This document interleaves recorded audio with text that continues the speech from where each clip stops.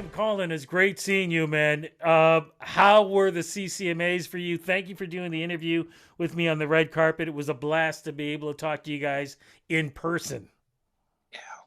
Yeah, it was a fantastic experience. We're just sort of recovering, licking our wounds, and trying to figure out what just happened. But we didn't win anything, but just got to be with our peers, got to do live music in front of real people, and all of that just felt like a gift after the year and a half that we've had. That's for sure. I've got to ask you something, man, because, okay, for me, it's been a long time doing what I was doing on the red carpet, okay? And when I got home, like I literally drove back to Toronto that night. And I was working on the stuff, like example, the interview that we did on the red carpet. It's all up on my YouTube channel. It's on my website. I ended up staying up till 2 in the afternoon to get this all done. And I'm still trying to like get my brains together. How do you guys do this every day when you are touring, doing interviews? Like that was just 2 days for me. You guys are doing it the whole year. How do you do this, recover, and still put on stellar shows? You know what? We have a lot of energy and a lot of love to, for talking with people, especially like you. And every time we get to do it, it pumps us up and keeps us going. And It's true. every once in a while, we got to take a day off like today and have a breather. But man, we get pumped. We're raging extroverts. Yeah, because as we speak, okay, hold on. You guys are on tour now, right? Yeah, we're in between on tour. We're hanging. Today is the most relaxed day ever, so you're catching us at a good spot to talk about how crazy the weekend was.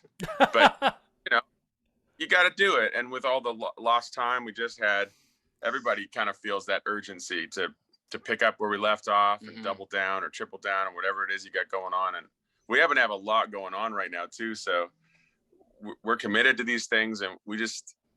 If what it means is us sticking around and talking to people and like communing with other human beings inside, I mean, that doesn't sound like much of a chore after the last little bit. So yeah, it's a hectic schedule, and it's going to get more so, but we're here for it, man. This is all we want to do.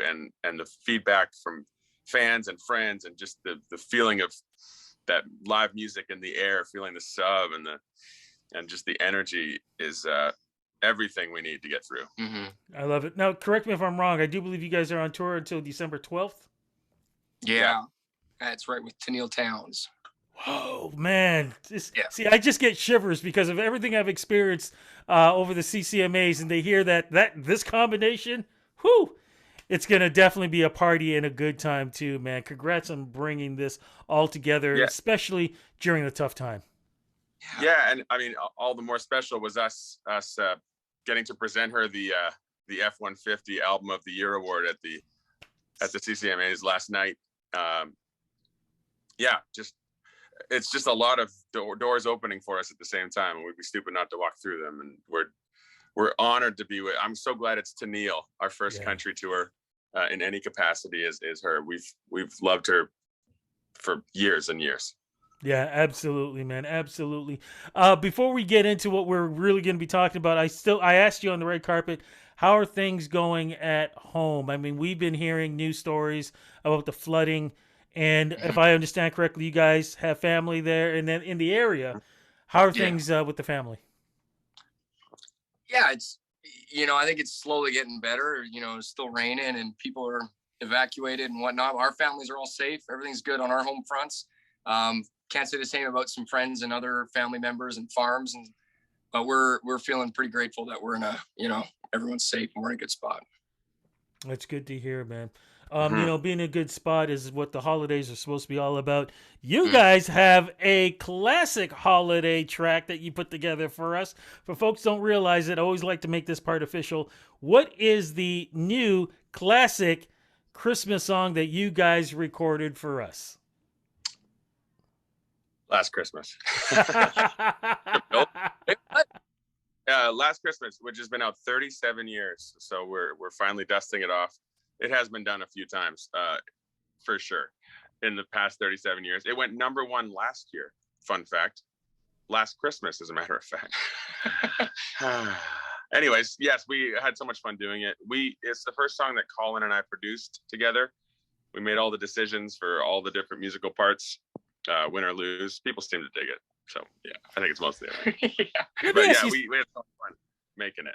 Let me ask you something. What do you think it was about this song? Because I've been a fan from this song from day one. And I'll throw a fact over to you guys. Even though people say Last Christmas is by Wham, I have the actual vinyl. I should say my brother has the vinyl of that song when it was released.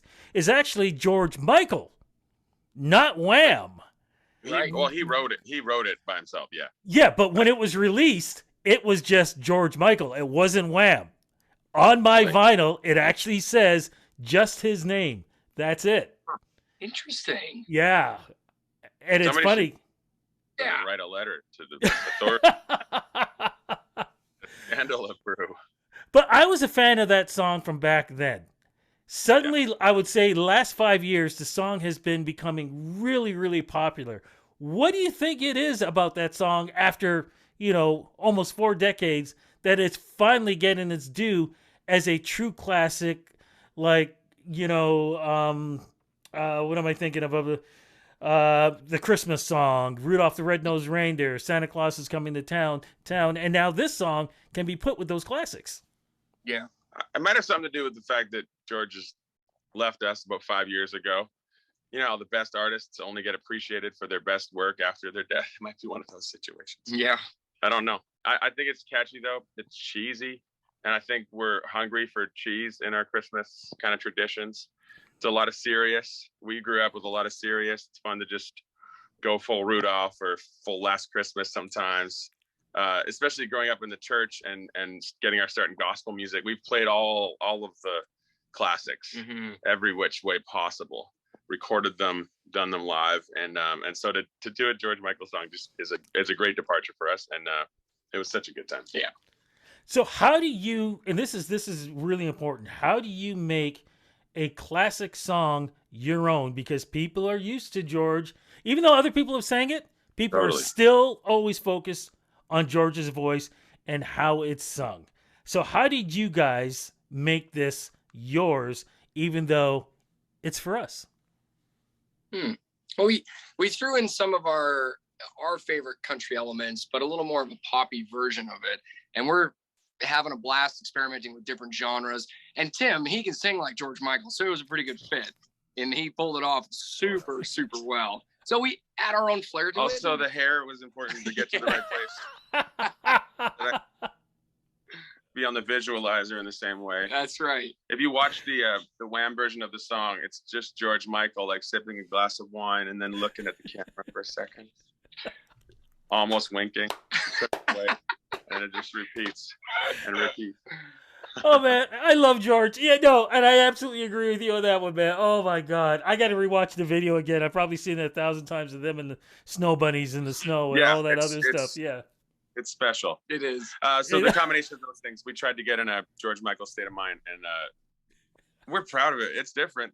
I mean, it was a weirdly produced song originally. Mm-hmm. It starts on the chorus. It starts with a double chorus and then a long musical interlude, and then the first verse. And then 2 more choruses, verses, choruses. It goes on forever. We just sort of like tried not to hurt the feel, the vibe of the song that everybody loves, but modern and countrify it up a little bit. And you guys do a great job with it, man, because I've heard it and I love it. How does it feel though, too? Think about this, man. Christmas Day, when the family is all getting together and, kids are ripping out their Christmas, wrappings to get their presents and, whatever is happening. People are playing Christmas songs. Your song is being played during that time. And for that child or whoever, as they grow up, they'll do the same thing for their families and they'll be playing your version for them. What do you think about that? I like this scenario. Me too. You're dreaming up. What was it? Oh, just how would that feel? Yeah. I mean, I think that'd feel pretty cool if it happened. I know it'll probably happen with our kids. Yes. Yeah. I love it. Maybe public. I don't want anybody to not listen to the Wham version first, though. We might play a close second but it's definitely a second. I'll tell you something, man. One of these days, I swear somebody's gonna put a compilation album together last Christmas, and every version that everybody has sung is gonna be on it. It's gonna happen one of these days. I love You should executive produce it. We'll do it together. There you go. Look, I know you guys are busy, but before we wrap this up, though, what's happening in 2022 with you guys? New music, what's going on, and continuing the tour? My arm is getting a little tired here, Rudy. Yeah, I know. That's why I got to wrap it up. I'll use the support arm. 2022 is it feels like we're a rocket taking off right now. So it seems like a blur. The calendar's full of all different kinds of colors. We're moving them around all the time. It's lots of recording, lots of touring, lots of cool partnerships with different artists and brands, and just all the fun stuff that kind of comes as you're trying to build something, and you've found a little bit of momentum, which is after this weekend exactly how we feel. And we're so hopeful for the first time in a long time too, and just like oozing gratitude and can't believe we get to do this, all of that stuff. It just feels like a dream life that was kind of in question for a while there, like career choices, but it feels like we're back, and yeah, we're more hopeful and excited than ever. I am very grateful for the fact that you guys allowed me to be able to interview the both of you. Thank you so much for the interviews. Thank you for the music. Happy holidays, Merry Christmas, all the best. Wrapping this up so you don't lose your arm and I get blamed for it by the company. Like, not going to happen. Guys, be safe, take care, all the best, and we'll definitely talk in 2022. Thanks, Rudy. Love you, bud. Thanks so much.